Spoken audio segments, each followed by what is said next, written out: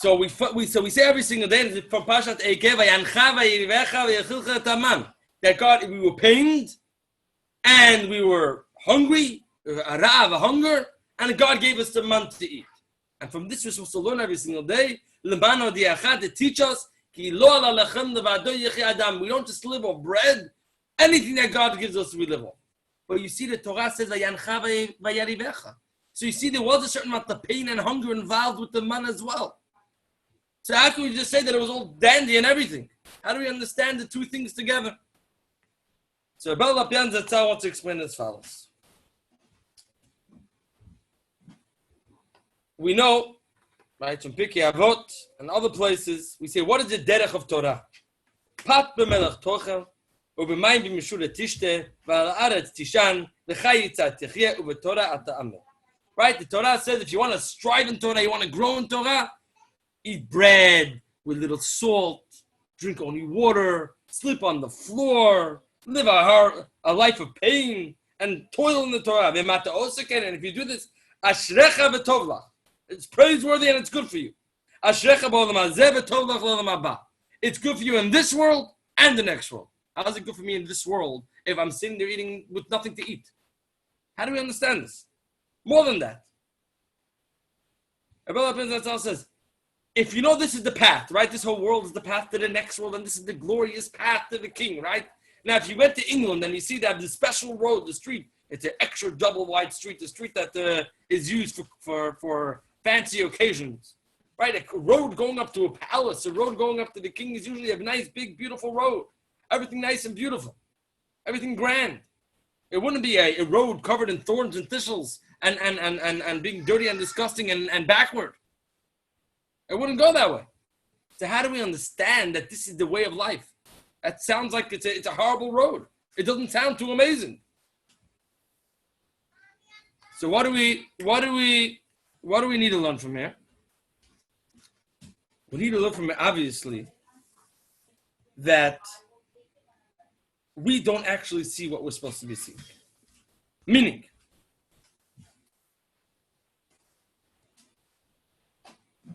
that a person could live a life and not realize what life's all about. It's like you're walking and there's a road, and it is a beautiful road. But in the beginning of the road, right before you're able to see the road, it turns and then there's the road. And right before that turn, you have all these beautiful flowers. You have these roses and these orchids and everything's so beautiful. Now the problem is if you get sidetracked and you start following in the roses and start walking in the gardens and the fields, you're going to continue walking and walking and walking in the wrong direction the entire time. And by you never saw the beautiful road that led up to the king's palace. And that's really what this world is.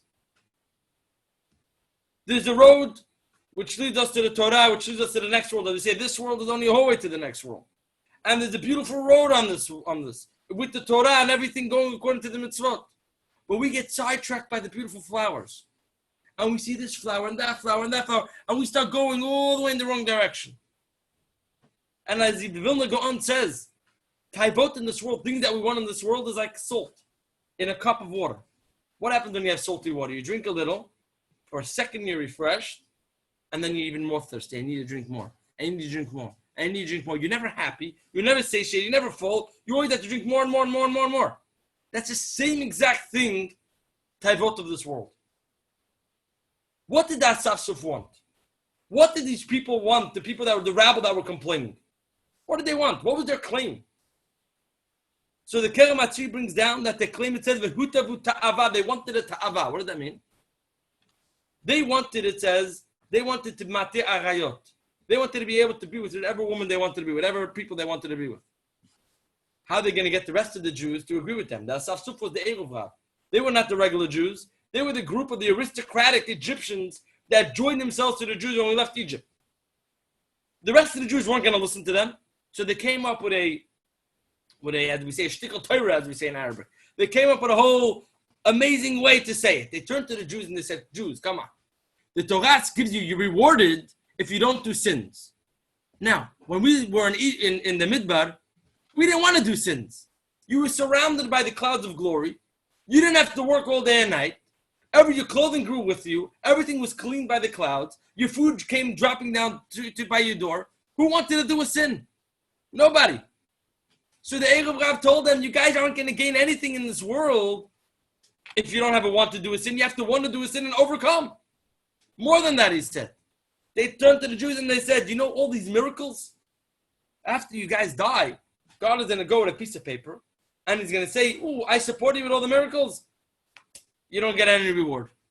Now, they're wrong, but you don't get any reward.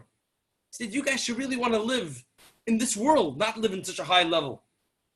So then the Jew says, you know, they're right. So they came to Moshe and they said, Moshe, we want to live in the Midbar in a normal way. We don't want the big miracles. We want to live normally so that it's not taken away from our zchutim, from our good merits. That's why Be'enei Moshe Ra, in the eyes of Moshe, just bad. He only knew what the Jews told him. And he said, how am I going to bring you guys so much food in a normal fashion without a miracle? You guys nuts? Somebody's zchutim has to be used and it's going to be his own. But Be'enei Hashem, Vayichaf Hashem, Hashem got angry. Why did Hashem get angry? Because Hashem knew the real reason. Hashem knew the reason of the Asafsuf. He knew the reason of the Erev Rav, that their entire real reason was they wanted to matir arayot, they wanted to get rid of all the mitzvot of the Torah and do whatever they want. My Rebbe Shor Belsky, the Tzaddik Kadosh V'Lacha, he takes this a step further. He said even the Erev Rav had no want in the Midbar. You were living at such a high level, you didn't have any ta'ava. You didn't have any want to do anything wrong. But you have to understand, where did they come from? The Jews, we came from Egypt, we had nothing in Egypt. Right? We say, remember the cucumbers. That's what you're remembering. Yeah? When that's your whole remembering of your youth is cucumbers, Right? The Jews didn't really have anything in Egypt. We had the free fish, that was all a miracle, but we're not going to get into that right now. But we didn't really come from anything. So for us to adapt in the Midbar to a life of holiness, of sitting and learning Torah all day, that wasn't so hard for us. But the Erev Rav were the aristocrats of Egypt. They lived a long time in Egypt on the highest levels with cash, with money, with a nice fine dining, everything beautiful. They lived a life of always running to the next luxury, one luxury after the next luxury after the next luxury. For them to adapt to such a situation of not having a craving, not having a want, that they couldn't live with. They needed a want, they needed a goal, they needed a dream. And that's what America was all about, right? It says in the Constitution, right? The founding fathers, they said, everybody's entitled to the pursuit of happiness, right? What's the pursuit of happiness? So in America, we in the Western world, we've completely flipped it completely. We tell you things that you didn't even know that you wanted. What's advertising? Advertising is telling everybody things that you didn't know you wanted, you didn't even dream of wanting, you never even thought that you ever needed it, and somebody talks you into the fact that you need it. They talk you in. Right, what was wrong with your car? You have a car, what was wrong with it? That was perfect, right? You put the key in, you turned it, everything. Now the car, you press the gas, the brakes, and you push the button. And now if your car doesn't have a push button, has the key, you feel like you're missing something. What are you missing, really? You're not missing anything. You don't need that button to press. But you want it now. That's advertising. That's the Western world. Training you to want things that nowhere in your dreams did you ever want or need. And then when you finally get that thing, it's not good enough. The new iPhone comes out a year later. And an iPhone comes out a year after that. You always have an old item and you always need the new one. What's wrong with the old one? There's nothing wrong with the old iPhone. There's nothing wrong with that old thing that you had. But also you need. That's the life we live in America. But not just in needing different things. They ingrain into you different taivot, different wants and cravings that nobody ever thought they ever wanted or needed. With all the shows, the television shows and the movies, and they put in all different cravings that people have that nobody ever wanted. And they put it to make it into a normal as part of society. Things that are disgusting. Things that are the opposite of what a society should be. They put it as a norm in society. And then when they get equal rights to certain things, then it goes to the next step. And that's what we're living right now through a time of a breakup of society, because that's what it causes. Living on a craving and wants and never being happy with what you have. Never being happy with what you have and not needing a craving for something greater. causes in the end the breakup of society, which is what's going on right now in this entire United States of America. With all these different movements, the Black Lives Matter, the Fund Police, all the different people, it all comes from one source. They need and want things and want things and want things. What do they want? What somebody else has. They're not happy with their own existence. They want somebody else's existence. That's the cravings. That's hitavu ta'ava. And that's why in the Yesechet HaDibrot says, lo tachmo, don't want what somebody else has. Because if you sit your entire life wanting and wanting and wanting and wanting and wanting, you're never going to be happy with your life. As you brought up on the Vilna Gaon, it's like drinking a cup of salt water. You always need the next thing. You're never satiated, you're never satisfied because it's emptiness. And if it never ends, if they get rid of all the police and all the court systems, first of all, America is going to be done then, because as you get rid of the 7 laws of the children of Noah, if society gets rid of them, then the society gets destroyed. And we've already gotten rid of certain ones, such as in regard to marriage. Certain things are now allowed which go against the 7 laws of the children of Noah. And if they get rid of dinim, which is the court system, judgment, then this place is gone. There's no more country. It doesn't exist anymore. That's why what's going on right now is extremely dangerous for America as a whole. Like watching the fall of Rome. But the source of it all comes from this source. Hitavu ta'ava, wanting to crave things. The Erev Rav needed that feeling of craving. And the problem is when you live together with people that are craving things, even though you never necessarily had those cravings, all of a sudden you start wanting to have those cravings also. You were happy with your 1997 Buick LaCrosse that seems to last forever, right? Then surely as everybody's cars get better and fancier and better and fancier, you need that. You were happy with your little flip phone. And then as everybody gets the bigger and fancier phones, you need that phone.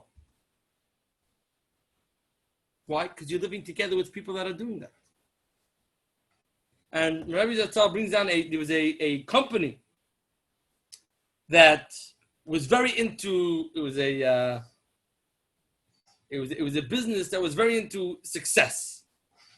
And the way to get their people to be into success, they needed to have the right motivation. So they would make retreats. And in the retreats, they'd have all the people come, and they'd have a lot of Jews. They had a whole Jewish section which had kosher food and everything. And they would have time to those workers that were not motivated enough.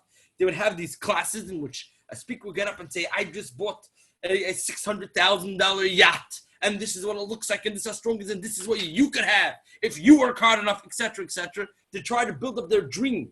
And if you build up that dream big enough, then you're going to have enough motivation to go ahead and work.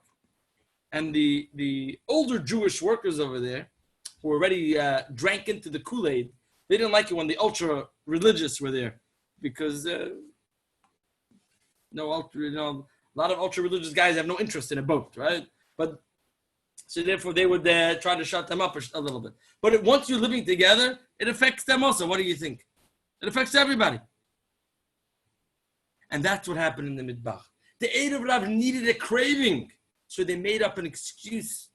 They talked the rest of the Jewish people in to ask for meat, to ask for fish, to complain about the man.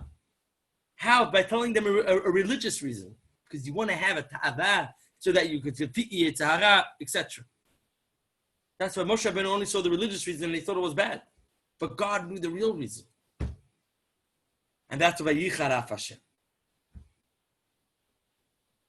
And Rabbi Lapin brings down a story. He one time went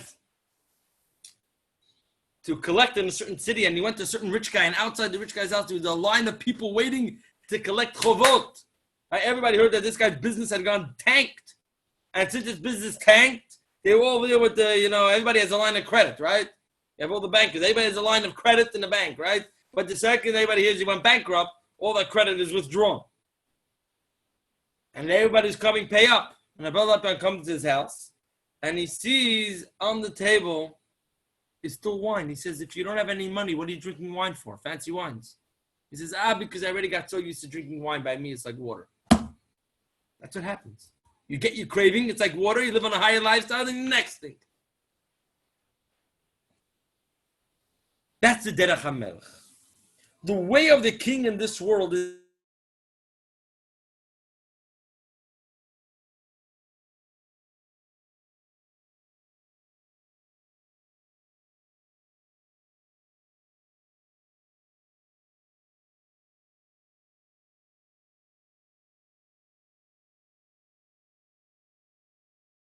near the road. So by you, the right road always looks disgusting and horrible. But the real road, the real derech, but the real road, the real derech hamelech, the real path to go, that you only know if you actually taste it. It's like if somebody asks you, what does wine taste like? You can't explain to somebody who never tasted it. You give them a cup of wine, they don't know what wine tastes like. So too over here, says David HaMelech, if you do all this, taste and then you'll see how amazing it is. What does it mean? You go to Eretz Yisrael, if you ever went to the Gedolim, if you ever saw how the big Gedolim lived, how did the big Gedolim live? The big Gedolim did not live in mansions. The big Gedolim, so many of them lived in tiny little apartments, in hovels. Some of them one-room apartments with massive families. And they were happy. They were happy. How many people have mansions and are not happy? Go to Hollywood. All of them. Yeah, you have these people living in tiny little houses and are happy. Because they don't want more. Why? Because they have the Torah. If you sit and eat bread and water, you'll have a horrible life. But if you do that in conjunction with learning Torah, b'Torah ata amel, what does it say? Barati lo Torah tavlin. The Torah is a spice, has a beautiful taste to it. And the only way you ever taste it is by doing it. And once you do it, you realize how beautiful the road is. And it's not a disgusting road. You find the right path. It's a beautiful path. And you don't want. If you ever went to Baruch Steinman's his house, used to see all the pictures. He's sitting there on his bed. That's what he learned. He slept. He learned everything in that one spot. And he never wanted more. He was offered more. He never wanted more. Rabbi Yashiv, if you ever see him, all the pictures, they're always in the same exact room, everything in the same room. And then you have a picture at night, you have videos, he's just sitting there learning Torah, he's happy. He had everything he needs. Without the cravings. Without the cravings. It's the cravings that go there and takes us off the right path. And then what do we run after? Kinna, tava, kavod. Right, kavod, everybody wants honor. Look at me, look how amazing I am, look how great I am. The beginning of this week's Parshat by behalotcha, right? It said Aaron was given the special thing to light the candles, right? Why? Because he felt bad that all the Nisiim in end of last week's Parshat, they all brought korbanot.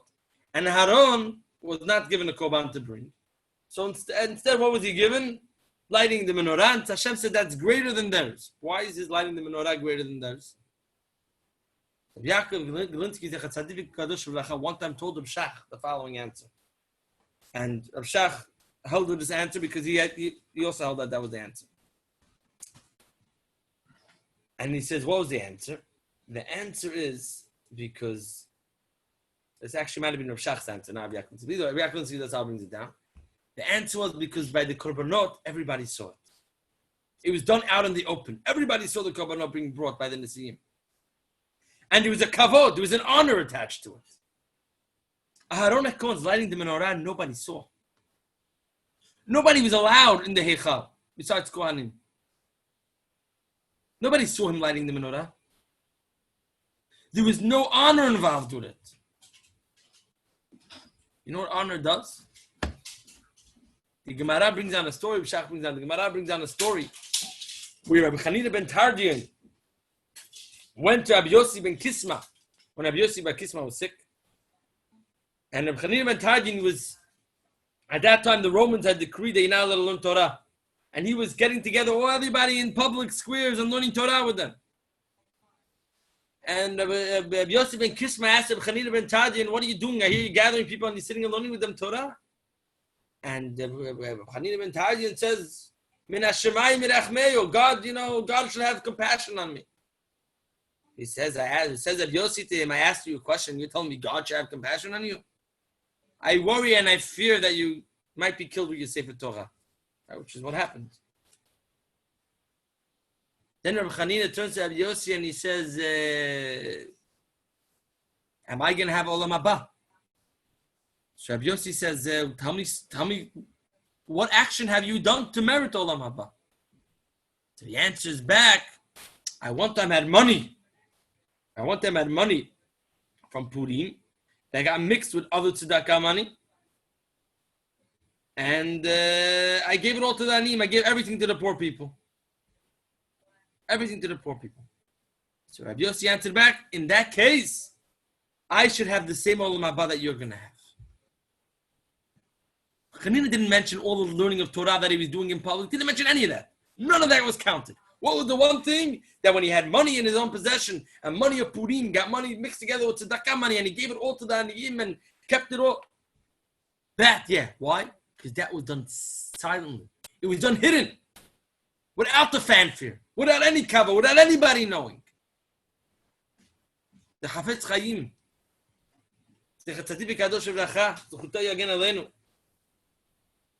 He used to say that kavod in this world, when you get honor, you feel good. But it's not an actual physical feeling good. It's more spiritual. And he brings down that when you go ahead, kavod takes you away from your spiritual reward in the world to come. That's where it comes from. That's where it comes. That's where honor comes from. That's what tzaddikim, they run away from kavod. Tzaddikim don't want kavod at all. I was Baruch Hashem, I was zochet to be blessed. I had two amazing tzaddikim as teachers, as rabbeim. I had we saw Belsky Zatzal and the little cat Zatzal. These are people that ran away from kavod to the opposite extreme. That's a tzaddik. Nobody wants it. Chaim Kanievsky's a shlita in Israel. He complained that people come in and bother him all day, asking him all these things. He's not interested. He only does it because there's nobody else. That's a tzaddik.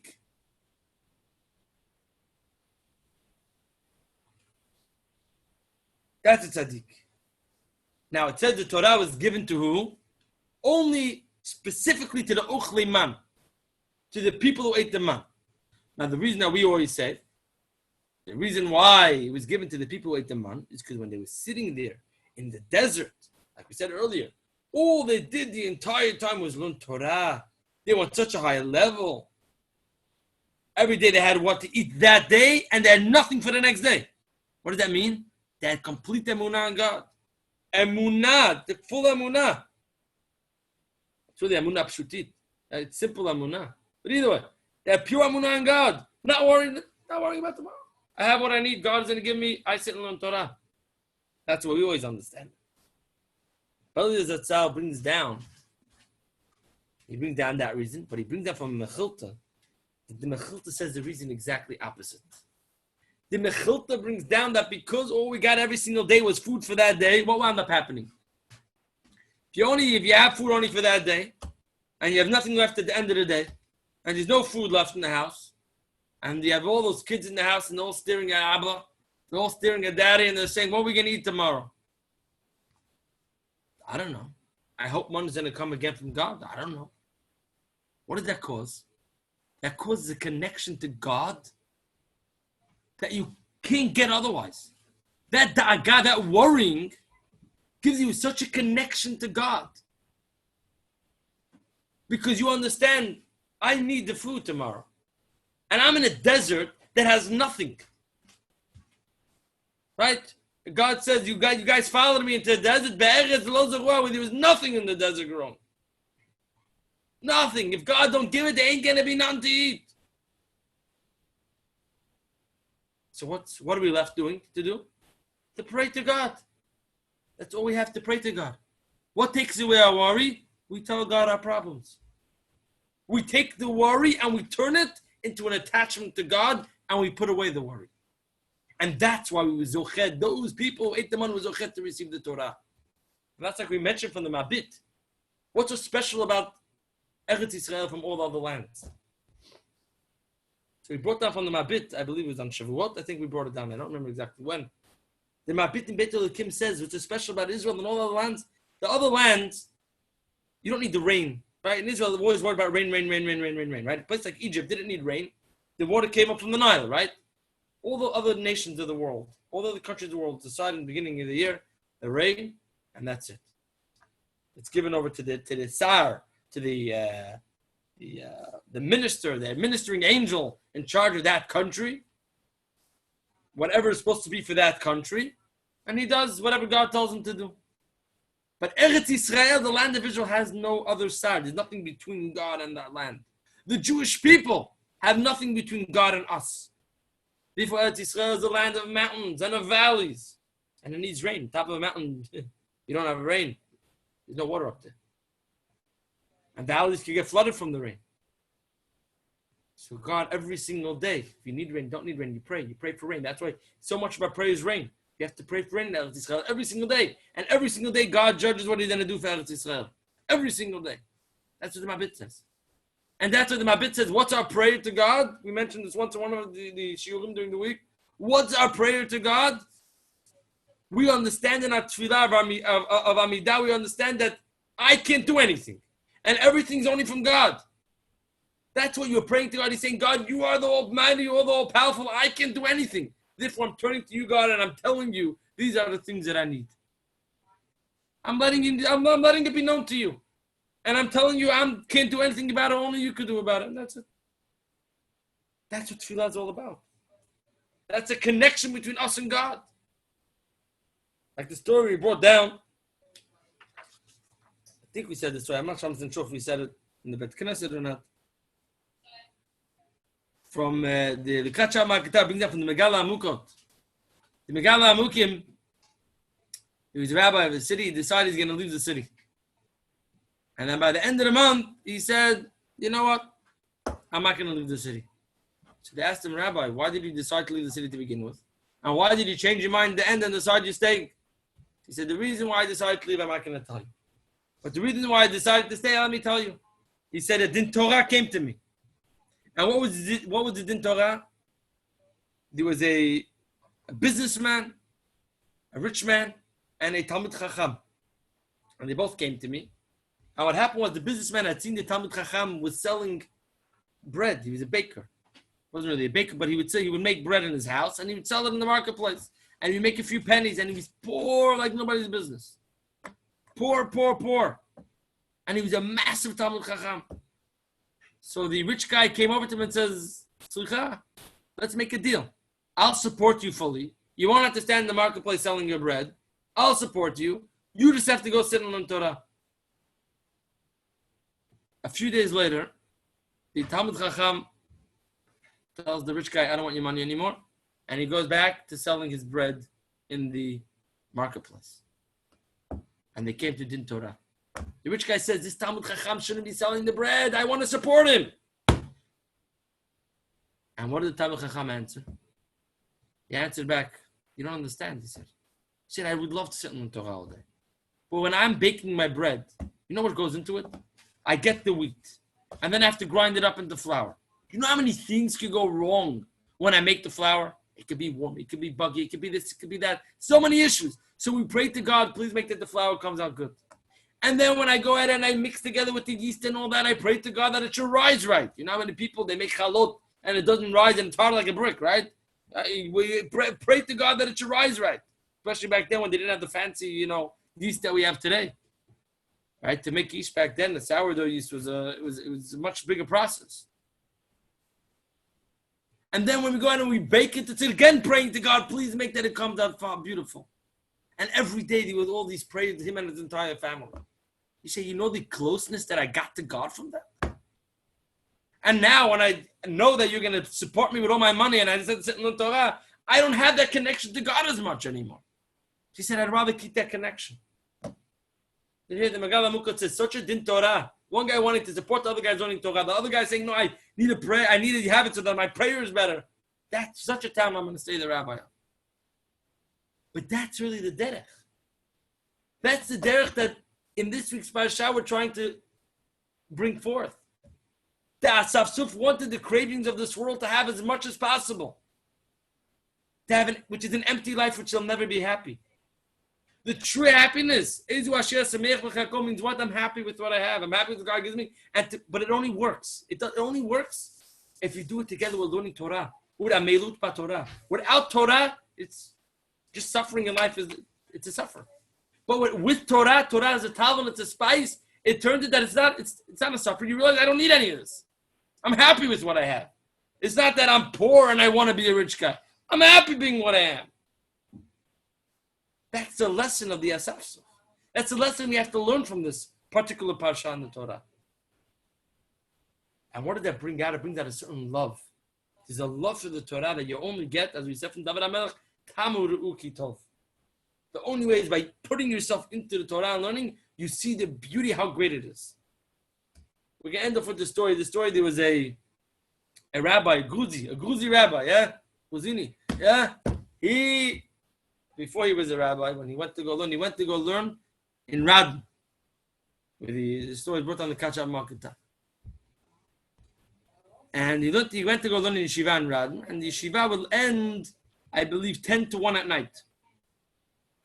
And actually, that was different Yeshiva. But either way, he would sit and learn, and it was one Lil Shishi, a Thursday night. And Thursday night is an extra long Mishma. People sit and learn. Some people sit and learn up the whole night. Some stay up and learn part of the night.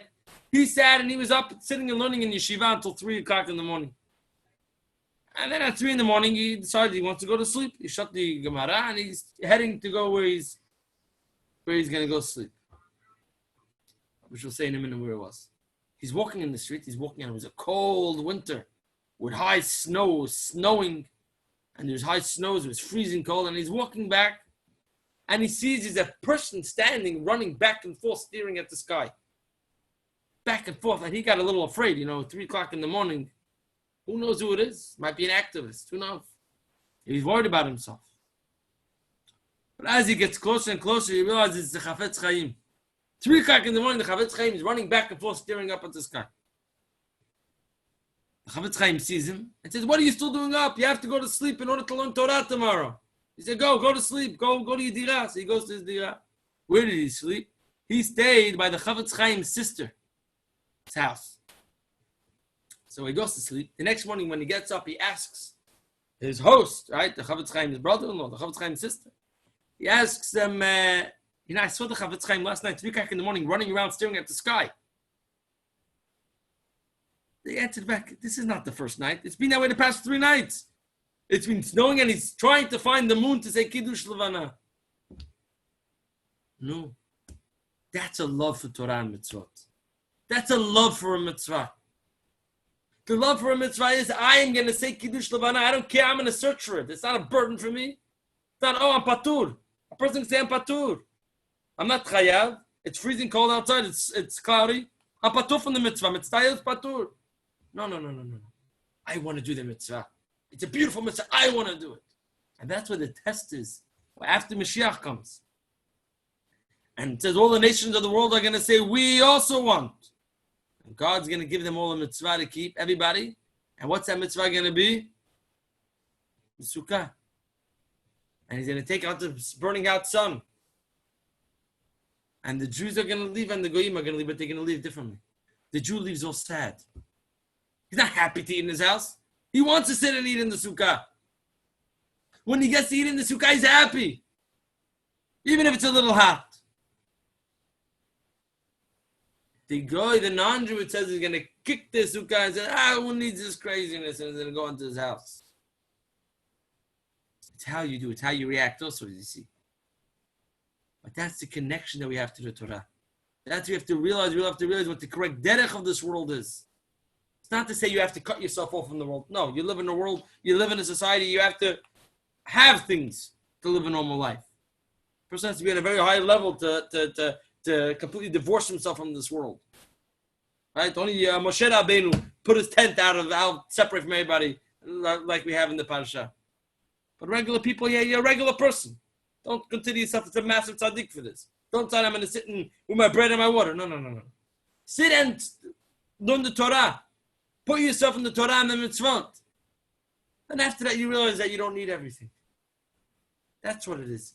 Don't need everything. You don't need every single pair of sneakers that comes out.